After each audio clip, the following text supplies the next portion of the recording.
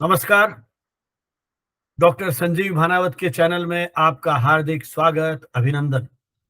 यदि आपने हमारे चैनल को अभी तक सब्सक्राइब नहीं किया है तो आपसे अनुरोध है कि आप हमारे इस शैक्षणिक अभियान को आगे बढ़ाने के लिए हमारे चैनल को तुरंत सब्सक्राइब करें। शतरंज के नाम से भला कौन परिचित नहीं होगा, लेकिन क्या आपको मालूम है 20 जुलाई का दिन विश्व शतरंज दिवस के रूप में सेलिब्रेट किया जाता है। यह दिन दुनिया भर के शतरंज प्रेमियों के लिए एक महत्वपूर्ण दिन है। खेलों का हमारे जीवन में विशेष महत्व है। दुनिया भर में उन राजनीतिक बाधाओं को दूर करते हुए, रंग और नस्लों के पूर्वाग्रह को तोड़ते हुए हम खेलों को प्रोत्साहित करते हैं। अंतर्राष्ट्रीय स्तर पर सतत विकास, शांति, सहयोग के क्षेत्र में भी खेलों की अपनी विशिष्ट भूमिका है। इसी दृष्टि से शतरंज भी अपनी एक महत्वपूर्ण भूमिका निभाता है। शतरंज प्राचीन दौर का एक ऐसा खेल है जो एक बौद्धिक और सांस्कृतिक महत्व रखता है। भाषा, उम्र, लिंग, शारीरिक क्षमता और सामाजिक स्थिति से हट करके यह खेल हम आराम से खेल सकते हैं। यह एक ऐसा खेल है जो निष्पक्षता, समानता को बढ़ावा देते हुए सहिष्णुता के साथ खेलने के लिए प्रेरित करता है। यह खेल आज पूरी दुनिया में खेला जाता है। शतरंज की शुरुआत भारत से हुई है। 6वीं-7वीं शताब्दी में गुप्त काल के समय यह खेल हमारे यहाँ खेलने के प्रमाण मिलते हैं। उस समय यह खेल चतुरंगा नाम से खेला जाता था। महाभारत काल में भी इस खेल के उद्धरण मिलते हैं, प्रमाण मिलते हैं। महाभारत काल में युद्ध की जो रणनीति तय करनी है, उसमें एक तरह से इस खेल की अपनी भूमिका थी। चतुरंगा में 4 डिवीजन होते थे। पैदल सेना अर्थात इन्फेंट्री, घुड़सवार अर्थात कैवलरी, हाथी अर्थात एलिफेंट्री और रथ सेना अर्थात चैरियट। और आज के दौर में भी हम इसके 4 प्रकार देख सकते हैं। ये 4 प्रकार हैं। पान या मोहरे, जिसे हम आम भाषा में प्यादा कहते हैं। शतरंज का जो आगे की 8 लाइनों में छोटी छोटी गोटियां होती हैं, उन्हें हम प्यादा कहते हैं, जिसको अंग्रेजी में पान कहा जाता है। पैदल सेना के रूप में इसको आप समझ सकते हैं। फिर है नाइट अर्थात घोड़े का सिर। एक शतरंज में 2 घोड़े होते हैं। बिशप अर्थात ऊंट, 2 ऊंट होते हैं। एक ऊंट जो राजा होता है उसके पास खड़ा होता है, जिसे क्वींस बिशप कहा जाता है, और एक ऊंट जो क्वीन है उसके पास होता है, जिसे क्वींस बिशप कहा जाता है। और चौथा है रुक अर्थात हाथी। ये भी 2 होते हैं। इसके अलावा किंग और क्वीन। तो एक तरह से कुल 16 गोटियां एक खिलाड़ी के तरफ होती हैं और 16 गोटियां दूसरे खिलाड़ी की ओर होती हैं। और शतरंज का जो बोर्ड है उस पे 64 वर्गाकार रूप में खांचे बने हुए होते हैं, जिन पर यह खेल खेला जाता है। शतरंज खेलने वाले ये जानते हैं कि जब वो प्यादा या पैदल सिपाही आगे चलते हुए दूसरे खिलाड़ी के अंतिम खानों में पहुंच जाता है तो वह वजीर बन जाता है। ये खेल का नियम है। इसीलिए बरसों पहले रहीम ने शतरंज के बहाने एक नीति की बहुत सुंदर बात कही। उन्होंने कहा, जो रहीम ओछो बैठे तो अति ही इतराए, प्यादे से फर्जी भयो, टेढ़ो टेढ़ो जात। प्यादे से फर्जी, फर्जी अर्थात वजीर, प्यादे से वजीर बन गया तो टेढ़ा टेढ़ा जाने लगा। अर्थात जब किसी व्यक्ति को अपनी योग्यता से अधिक मिल जाता है, अकस्मात कुछ प्राप्त हो जाता है, तो वो घमंड में आ जाता है। हमें ऐसे घमंड से दूर रहना चाहिए। सभी परिस्थितियों में समान हमारी मनस्थिति होनी चाहिए। कितनी सुंदर बात शतरंज के बहाने महाकवि रहीम ने उस दौर में कही थी, आज भी उतनी ही प्रासंगिक है। इसी बात को गोस्वामी तुलसीदास ने इस रूप में कहा, प्रभुता पाई काहि मद नाही, प्रभुता पाके किसे मद नहीं हो जाता है। वस्तुतः हमें इसी कथित प्रभुता के घमंड या गर्व में नहीं रहना है। हमें सभी के साथ समान और अच्छा व्यवहार करना है। शतरंज का खेल शह और मात का खेल है। जब राजा सभी तरफ से घिर जाता है और उसके पास कोई वैध चाल नहीं रहती है, ऐसी स्थिति में खेल को समाप्त माना जाता है। सफेद काले मोहरों का यह खेल निश्चय ही बहुत रोचक है। इसमें सबसे बड़ी बात है, यह खेल हमारी तार्किक शक्ति को बढ़ाता है। इसके साथ मानसिक व्यायाम होता है। 20 जुलाई 1924 को शतरंज की इसी लोकप्रियता को देखते हुए और इसके नियमों को एक वैधानिक रूप से अंतर्राष्ट्रीय स्तर पर मान्यता देने के लिए पेरिस ग्रीष्मकालीन ओलंपिक के समय अंतर्राष्ट्रीय शतरंज संघ की स्थापना की गई। इस समय इसका मुख्यालय लुसाने, स्विट्जरलैंड में है। 20 जुलाई 2023 को यह संघ अपनी स्थापना के 100वें वर्ष में प्रवेश कर रहा है। विश्व शतरंज दिवस 1966 से मनाया जा रहा है। यूनेस्को ने 1966 में, क्योंकि 20 जुलाई को अंतर्राष्ट्रीय शतरंज संघ की स्थापना हुई थी, इसलिए इसे विश्व शतरंज दिवस के रूप में घोषित किया। 12 दिसंबर 2019 में संयुक्त राष्ट्र संघ ने इसे विश्व शतरंज दिवस के रूप में मान्यता प्रदान की। भारत में अखिल भारतीय शतरंज संघ की स्थापना 1951 में हुई थी। वर्ष 2006 में शतरंज को एशियाई खेलों में शामिल किया गया। लेकिन एक इतना लोकप्रिय खेल जिसे दुनिया भर के लगभग 600 मिलियन लोग खेलते हैं, उस खेल को अभी तक ओलंपिक में शामिल नहीं किया गया है। ओलंपिक में शामिल नहीं करने के पीछे ओलंपिक खेलों के नियम हैं। हालांकि इस खेल को अंतर्राष्ट्रीय ओलंपिक समिति ने मान्यता प्रदान कर दी है, लेकिन उसके बावजूद अभी तक इसे ओलंपिक में सम्मिलित नहीं किया गया है।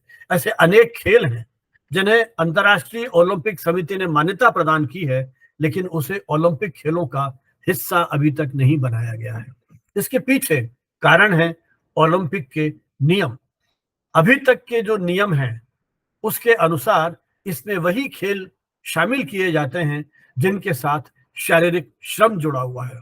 डोपिंग टेस्ट के माध्यम से यह पता किया जाता है कि किसी खिलाड़ी ने अपनी शारीरिक शक्ति या सामर्थ्य में वृद्धि के लिए इस तरह की दवाओं का उपयोग तो नहीं किया है।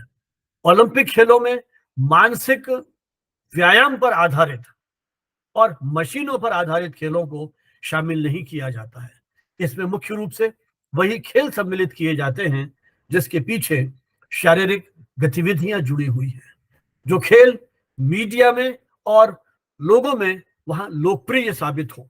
ओलंपिक खेलों में शामिल करने के लिए आवश्यक है कि पहले एक पिटीशन दायर की जाए इंटरनेशनल स्पोर्ट्स फेडरेशन में। इंटरनेशनल स्पोर्ट्स फेडरेशन उस खेल के नियमों आदि पर विचार करते हुए फिर अंतर्राष्ट्रीय ओलंपिक समिति के सामने उस प्रस्ताव को लेकर के जाते हैं। उम्मीद की जानी चाहिए कि आने वाले वर्षों में शतरंज को भी ओलंपिक खेलों में शामिल किया जाएगा। अभी तक ओलंपिक समिति ने शतरंज को बोर्ड गेम के रूप में ही स्वीकार किया है और बोर्ड गेम ओलंपिक का हिस्सा नहीं बन सकते हैं। तो उम्मीद है आने वाले समय में नियमों में परिवर्तन होगा और एक ऐसा खेल जो दुनिया भर में लोकप्रिय है, ओलंपिक खेलों का भी हिस्सा बनेगा। खेलों को लेकर हमारे देश में अनेक फिल्में बनी हैं, लेकिन संयोग है कि हिंदी में शतरंज पे आधारित फिल्में बहुत अधिक नहीं है। तेलुगु फिल्म है चेक। ये खेल पूरी तरह से शतरंज पर केंद्रित है। यूं एक फिल्म आई जिंदगी शतरंज है, जिसमें शतरंज को प्रतीक बनाया गया है। शतरंज के खिलाड़ी, जिसका निर्माण सत्यजीत राय ने किया था, और यह फिल्म प्रेमचंद की प्रसिद्ध कहानी शतरंज के खिलाड़ी पर आधारित है। प्रेमचंद की यह कहानी 1857 के संग्राम के पूर्व का जो सामंती युग था, उसकी पतनावस्था और विलासिता का बहुत ही मार्मिक चित्रण करती है। दो पात्र मीर और मिर्जा के बहाने प्रेमचंद ने उस युग का जितना सहज वर्णन किया वो अनायास ही हमें झकझोर देता है। मीर और जाफर अपने घर में शतरंज खेलते थे, और शतरंज भी इस सीमा तक कि ना उन्हें सुबह का ध्यान रहता था, न शाम का ध्यान रहता था, न भोजन का ध्यान रहता था। क्योंकि जमींदार थे, समृद्ध थे, तो उन्हें किसी बात की चिंता नहीं थी। हालांकि उनके परिवार में उनकी पत्नियां किसी न किसी रूप से परेशान रहती थी। जब परिवार में तनाव बढ़ने लगा तो वे किसी खंडहर में जाकर के शतरंज खेलने लगे, और खेलते खेलते जब आपस में झगड़ा हुआ तो उन्होंने तलवारें निकाल ली और एक दूसरे से लड़ाई करते हुए अपनी जान दे दी। इस कहानी का जो क्लाइमैक्स है वो यही है कि एक तरफ उनके राज्य पर आक्रमण हो रहा था और उनका जो राजा था उसकी रक्षा के लिए उन्होंने अपने प्राण नहीं दिए, अपने राज्य के लिए प्राण नहीं दिए, लेकिन शतरंज के जो राजा थे उनके लिए उन्होंने अपने प्राण दे दिए। एक तरह से प्रेमचंद ने उन शतरंजी दावपेचों के साथ उस युग की उस सामाजिक अव्यवस्था और मानसिकता का बहुत ही अनूठा चित्रण किया। जो अंग्रेजी भाषा में अनेक फिल्में बनी हैं, डॉक्यूमेंट्रीज बनी हैं जो शतरंज पर आधारित हैं। इनमें 1993 की सर्चिंग फॉर द बेबी प्रमुख है। वस्तुतः यह फिल्म शतरंज का एक मैनुअल है। यह फिल्म एक ऐसे बच्चे की कहानी है जिसमें अद्वितीय प्रतिभा है और वह शतरंज खेलता है। उस अद्वितीय प्रतिभा के धनी बच्चे के जुनून और अभिलाषा को यह फिल्म अभिव्यक्त करती है। इसी प्रकार सन 2000 में बनी लुटहिन डिफेंस एक ऐसी फिल्म है जो एक उपन्यास द क्लासिक पर आधारित है। यह एक ऐसे प्रतिभाशाली चरित्र की कहानी है जिसने बोर्ड के अंदर और बोर्ड के बाहर अपना नाम कमाया। 2016 में युगांडा की पृष्ठभूमि पर बनी फिल्म क्वीन ऑफ कटवे एक तरह से शतरंज को चट्टान की तरह से नहीं, शतरंज को एक अवसर के रूप में देखने की कहानी है। कहानी का मुख्य पात्र किस तरह से गरीबी से बाहर निकलने के लिए शतरंज का सहारा लेता है। 1984 में बनी फिल्म डेंजरस मूव दो विश्व चैंपियन खिलाड़ियों की कहानी पर आधारित है जो ग्रैंड मास्टर के खिताब के लिए संघर्ष कर रहे हैं। इसी तरह से 1994 में बनी फ्रेश द क्वींस गैम्बिल जैसी फिल्में शतरंज के इस खेल के इर्द गिर्द घूमती हैं। कुछ बेहतरीन डॉक्यूमेंट्री भी शतरंज पर आधारित बनी है। इन डॉक्यूमेंट्रीज में illegal move, chess people, the chess, checkmate आदि प्रमुख है। आइए चर्चा करते हैं कुछ भारतीय खिलाड़ियों की जिन्होंने शतरंज की दुनिया में अंतर्राष्ट्रीय स्तर पर भारत का नाम चमकाया। इनमें प्रमुख हैं मीर सुल्तान खान, जिनका जन्म 1903 में पंजाब प्रांत में हुआ था, लेकिन बाद में आजादी के बाद विभाजन के समय इन्होंने पाकिस्तान की नागरिकता स्वीकार कर ली थी। मात्र 9 वर्ष की आयु में शतरंज के क्षेत्र में इन्होंने अपना नाम, अपनी पहचान बना ली थी और 21वें वर्ष में तो उन्होंने पंजाब के श्रेष्ठ खिलाड़ी के रूप में अपनी पहचान बनाई। 20वीं सदी के उत्तरार्ध में मैनुअल एरोन शतरंज की दुनिया का एक चर्चित नाम था। 1960 से 1980 के बीच में ये 9 बार राष्ट्रीय चैंपियन बने। एरोन तमिलनाडु में जन्मे थे और इलाहाबाद यूनिवर्सिटी से इन्होंने विज्ञान में अपनी स्नातक उपाधि प्राप्त की थी। भारत में शतरंज के क्षेत्र में जागरूकता पैदा करने के लिए तथा उसे विशिष्ट पहचान देने में एरोन की अपनी एक सार्थक भूमिका रही। 11 दिसंबर 1969 को जन्मे विश्वनाथ आनंद भारत के पहले ग्रैंड मास्टर बनते हैं। विश्वनाथ आनंद 5 बार विश्व चैंपियन रहे। विश्वनाथ आनंद को अर्जुन पुरस्कार, पद्मश्री, पद्म भूषण, राजीव गांधी खेल पुरस्कार और सोवियत लैंड पुरस्कार सहित अनेक राष्ट्रीय अंतर्राष्ट्रीय पुरस्कारों से भी सम्मानित किया जा चुका है। ऐसे ही एक ग्रैंड मास्टर थे दिव्येंदु बरुआ। दिव्येंदु बरुआ का जन्म चटगांव में हुआ था, जो आजकल बांग्लादेश में है, लेकिन बाद में ये पश्चिम बंगाल शिफ्ट कर गए थे और वहीं इनकी पढ़ाई लिखाई और खेल में रुचि विकसित हुई। प्रवीण थिप्से, इन्हें भी शतरंज में अंतर्राष्ट्रीय स्तर पर देश का नाम रोशन करने के लिए अर्जुन पुरस्कार से सम्मानित किया गया। ये ग्रैंड मास्टर तो नहीं बन सके, लेकिन ग्रैंड मास्टर नॉर्म से इनको सम्मानित किया गया। इसके अतिरिक्त पी हरिकृष्ण आदि ऐसे अनेक खिलाड़ी हैं जिन्होंने शतरंज की दुनिया में अपना विशेष नाम कमाया।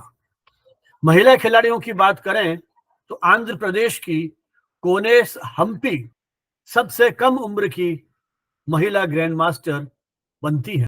मात्र 15 वर्ष की उम्र में वर्ष 2002 में उन्हें यह सम्मान मिल गया था। इसी तरह से आरती रामास्वामी को भी वर्ष 2003 में ग्रैंड मास्टर का खिताब दिया गया।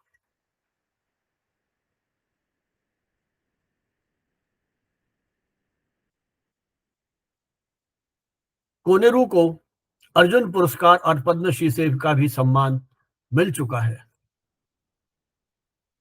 2006 के एशियाई खेलों में इन्होंने भारत के लिए शतरंज में स्वर्ण पदक भी प्राप्त किया था। इस प्रकार शतरंज की दुनिया बड़ी रोचक है। शतरंज मानसिक बुद्धि का खेल है। आप शतरंज खेलते समय पूरी एकाग्रता के साथ उस खेल को खेलते हैं और किस तरह की चाल आप चलते हैं ताकि विपक्षी खिलाड़ी का राजा कैसे फंस सकता है। ये सारा जो सोचने की प्रक्रिया है, ये आपकी तर्क शक्ति को भी बढ़ाती है। कोरोना काल में यह खेल घर घर में लोकप्रिय होने लगा था, क्योंकि अब शतरंज ऑनलाइन भी हम खेल सकते हैं। तो आइए, विश्व शतरंज दिवस 20 जुलाई के दिन को हम सेलिब्रेट करते हैं। यदि आपने शतरंज नहीं सीखी है तो सीखने का प्रयास करें, खेलने का प्रयास करें और इस खेल के माध्यम से अपनी तार्किक शक्ति को बढ़ाएं, तार्किक क्षमता को बढ़ाएं, कुछ मानसिक व्यायाम करें, खेल के उस रोमांच के साथ आगे बढ़ें। धन्यवाद, शुभकामनाएं, जय हिंद, जय भारत।